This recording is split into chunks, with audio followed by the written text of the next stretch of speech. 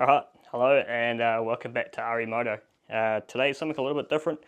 First time for this time on the channel. So today, as you can tell by the title of the video, what we're going to be doing is reviewing my Shoei Gt Air 3. Kind of my perspective on it as an owner. Would I buy this again? It being close to a $1,200 helmet. Would I recommend it to anyone? There's some big negatives on this helmet. So what we're going to do is we're going to go through the negatives first, but why am I qualified to say how good or how bad this helmet is? Well, I'm not really. I spent my hard-earned money on this, and it's just how I feel, dishing out my hard-earned dollars. I've gone through wind, rain, sunshine, freezing cold temperatures, commuting, everything in between. So I've had some good experience with this helmet, and I'm going to give you what I think so far, kind of short-term review, and maybe in a year or two time I might give it a long-term review. So like I said, we're going to start with the negatives, do a negative hamburger. We'll start with the negatives and go through to the positive. So first thing that you could say is bad is on this is the price, but that's always going to be with premium helmets. So this helmet I think cost me about 1,250 New Zealand dollars, which isn't a very expensive helmet, but the old adage is you get what you pay for, kind of. Moving on to the next negative, and this is a big negative, is that this chin clip here is terrible, and I mean absolutely terrible. I've tried to adjust it in many different ways, but unfortunately for me, it sits quite far back and then sits on the Adam's apple. So whenever I swallow or breathe or anything like that, trying to get saliva out of my mouth, it then ends up kicking up against this chin strap, hurting my Adam's apple, and after some time it just gets to be a nuisance. Now a buff has kind of relieved it a little bit, but it doesn't take it fully away. But the chin strap is atrocious, and I've seen on previous reviews that other renditions of the Shoei were also terrible on the chin strap, and it looks like they have returned back to this terrible chin strap, so that kind of sucks. The other thing is that the drop down visor, or the visor here, is really hard to shut. Like, I can't even shut that. There we go. Look, it's a really hard visor to shut. Its locking mechanism, I can't normally do it with one hand. I need two hands to shut the visor, and it makes it even worse when I have a camera mounted here on the front. It's so hard to shut, and what happens is that this helmet is actually quite a hot helmet at low speed. Going through traffic and stuff like that, below kind of 50 kilometers an hour, it's a very hot helmet. And when you can't shut that visor, you often end up with the visor being up half the time, and it just gets kind of a bit of a pain in the ass, to be honest. And you'll see in a lot of cut out footage that I have from riding, or even some footage that I have shown, it takes two hands to get this visor down. The other nuisance I have had with this is that the lever here for the drop down sun visor, internal sun visor in here, the button's really small, and it's not really in an intuitive place, so I find myself fumbling a lot on the side of the helmet to try and find that lever to pull down the sun visor. Alright, so that was pretty much me being a negative Nancy, and pretty much all the negatives that I can kind of think of at this point. So we'll move on to all the positives and end on a high note. So the other thing is it's got terrible ventilation at low speed, but at high speed it is a very nicely ventilated helmet.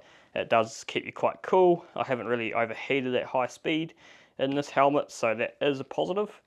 For how hot it is at low speed with the visor shut, it hasn't fogged up. I have got the pin lock installed, but I haven't had the visor fog up, and that was included me riding through -4, -3, breathing hot air, still didn't fog up, so that is definitely a win. And I have to say that this helmet, for how it is designed, is very aerodynamic. So how I can retrospect that in is my old HJC, when you're going at 100 kilometers an hour, and if you turned your head left and right, you would kind of feel that pushback with the air pushing against the side of the helmet. This helmet here, you can turn right and left, and you don't feel like you're trying to rip your head off. It sits quite nice and level. It cuts through the wind really nice. So on that, it's actually quite good at 100 k's. You can actually feel the helmet lift a little bit, which isn't a bad thing. It kind of takes that weight off your neck, off your shoulders. So I found that I'm actually less fatigued wearing this helmet.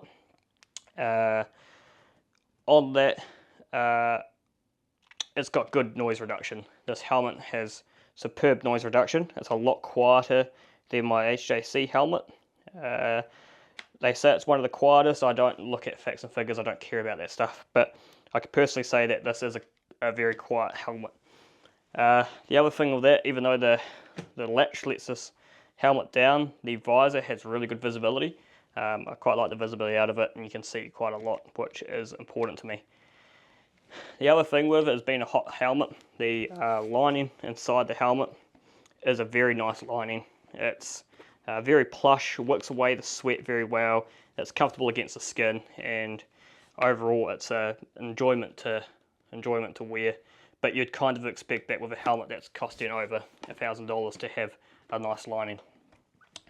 The other thing is, and it's a big thing, is I'd call this the perfect helmet for people with odd shaped heads. So I have kind of a wider temple, more of a round head shape than a long oval or intermediate oval.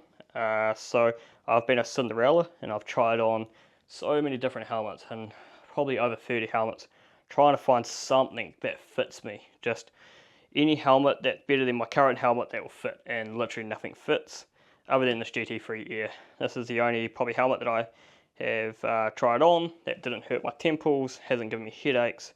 On that though, the cheek pads are a little bit wider, so I might need to put some new cheek pads in. But I would say if you got a odd head shape and you've got a round head shape, try the Shoei Gt Air 3, because it is a good option if you're in that market for that kind of style helmet. So kind of wrapping all things up, we'll go back through the negatives. So shit buckle, shit latching system, shit ventilation at low speed,